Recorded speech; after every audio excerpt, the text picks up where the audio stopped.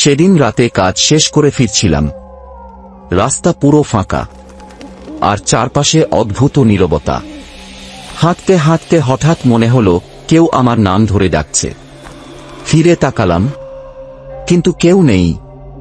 আবার হাঁটতে শুরু করলাম। এবার শুনলাম, এই শুনছো, গলা খুব কাছ থেকে। আমি বললাম, কে কে কথা বলছে? কেউ উত্তর দিল না, কিন্তু ঠান্ডা হাওয়া শরীর কাঁপিয়ে দিল। বুকের ভেতর জমে গেল সবকিছু।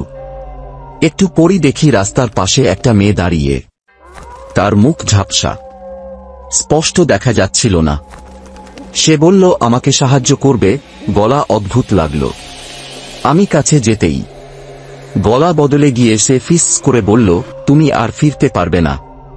তারপর কিছু মনে নেই।